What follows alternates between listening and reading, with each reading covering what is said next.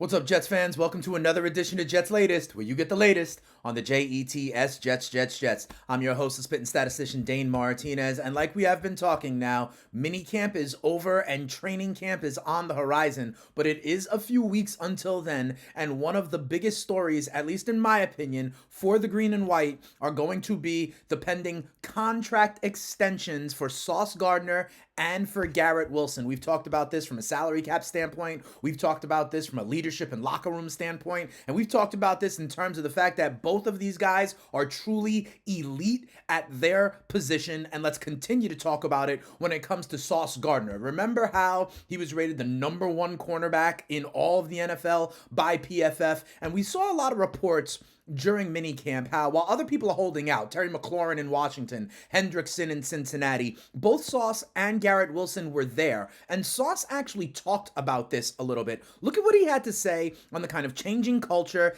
being a Jet for life, and really being confident that he was going to get a new deal. He goes, I just want to show my teammates, show the coaches how much I'm bought into this, man. I want to win. I want to change the organization, and I want to be a part of changing the organization. We got a new regime, AG, the whole coaching staff, Muji, just great guys. I feel like they're doing a great job of changing the culture for sure. And then he also talked about how he has conversations with Garrett Wilson about this premise, about being Jets for life, about getting extended here in this offseason. Listen to what he said about this.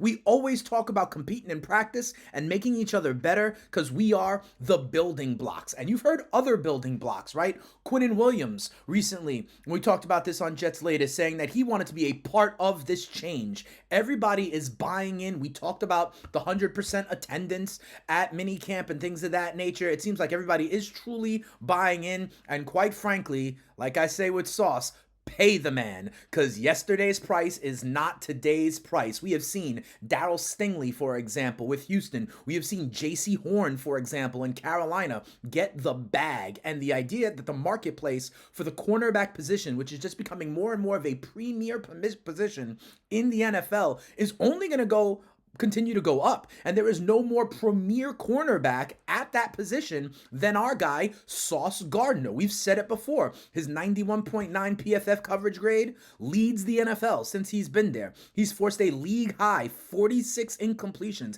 a league low yards per cover snap. Okay, so Sauce is truly one of the best, and I do believe that either in the next couple of weeks, before training camp, before the season, Sauce is going to have a new deal, and he's behaving like a guy who you want as a cornerstone of a defense and as an organization, okay? So we love Sauce, and quite frankly, I think he's going to be playing more man. Remember, we've talked about the style fitting the scheme or fitting the players. We've talked about how Aaron Glenn played man coverage a ton in Detroit, so even more potential for Sauce to show up and show out. Another Jet that has really been in the news kind of in a different light is Breece Hall, our running back, coming up on the end of his deal as well, his rookie deal. But some people are saying, they're going to trade Breece Hall. It sounds like, though, AG confided in Breece Hall and said, no, kill all that noise. We want you. You are our running back. And listen also to what Breece had to say. He was on the microphone towards the end of minicamp talking about he's ready for whatever role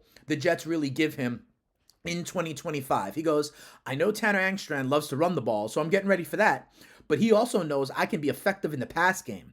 Him and Aaron Glenn always tell me I'm going to do everything. So I'm getting ready to do everything. I have to be ready to be a 3-down back and be a threat to do everything. And I think, honestly, that's part of the value of Breece Hall, right? A lot of people say he had a down year last year. I checked it out, and I've said this on Jets Latest. He finished 22nd in the NFL in rushing with 876 yards, but he didn't really have the best offensive line, if you remember. Look, the 1.3 yards before contact among those 22 was the lowest in that group. So out of the top rushers in the NFL, he was getting hit before earlier than anybody else, almost before the line of scrimmage, more than anybody else. And he still made hay off of that in that group of the top 22 running backs.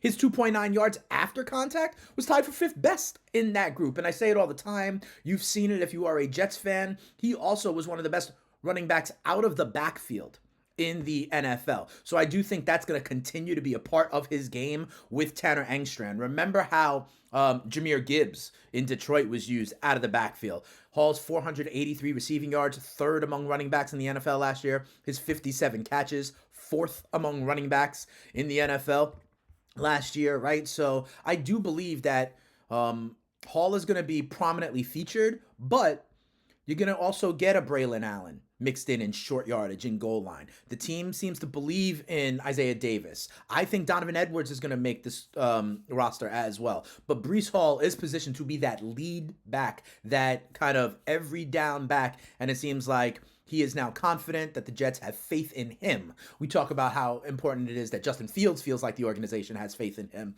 Well, the same can be said for Breece Hall. I also talk about how the defense is buying in, how everybody is buying in. Add Jamien Sherwood to the list, okay? If you remember, Jamien Sherwood was the first guy that Darren Muji decided to kind of re-sign in free agency, right? When they came in and free agency opened, Sherwood was the first deal, and they made that a point to kind of celebrate, invest, recognize Jets that were here, drafted here, developed here, and want to be a part of this. And Jamien Sherwood is another guy that is buying in. Listen to what he had to say. What we've been able to put on tape, what we've been able to do together and create this new foundation, to me, it looks good. I believe in all my teammates. I believe in myself. I believe in our coaches. So I think we're going to put together a great game plan every week and go out there and compete. And listen, Sherwood had a great year last year. 109 tackles, fourth in the NFL among linebackers, okay? Another 41 assists, 7 in the NFL. You put him together with Quincy Williams, and they really do make a good young linebacking duo. And I continue to talk about this, and I sound like a broken record if you listen and watch Jets Latest every day, and thank you to those who do, right? But the intentionality is there. Building that aggressiveness, that competition. We are young and with something to prove, and building this together, and Sherwood is definitely a piece of that. And, you know, we talk about the line with Quinnen all the time.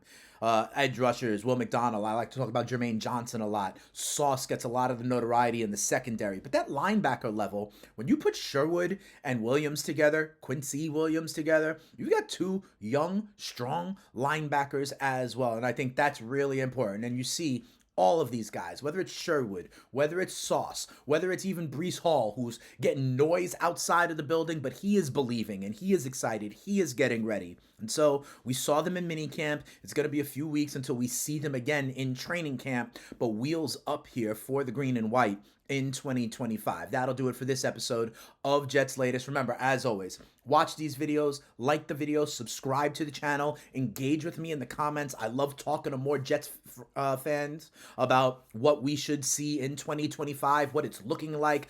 Do we believe in the first-year coach? Do we believe in Justin Fields? Do we believe in what is going to happen? I try to be objective, but listen, there are just some great stats, whether it's the PFF, whether it's where we rank in certain kind of deeper metrics that really show that this is a talented roster, and it looks like this coaching staff could get the best out of them. But if you want to hear more from me, the spitting statistician Dane Martinez, on topics that are not just the Jets, I tell you all the time, I am also the host of the FTN Fantasy Show over on SiriusXM Channel 87. We get you ready for all things NFL, fantasy football, fantasy baseball. We talk all sports, and FTN Fantasy is a great website, a lot of great content, tools, data, simulations to help you be a better fantasy player and a better sports bettor. So check me out over on FTN Fantasy and on SiriusXM. But if you are locked in for the green and white for what should be a great 2025 season, then keep it locked right here to Jets Latest. Even though we are in a downtime of the schedule, I will be giving you as much heat and fire as possible. Yatu Sabe. Tell a friend to tell a friend. We will be back real soon here. But for this episode, we're out of here.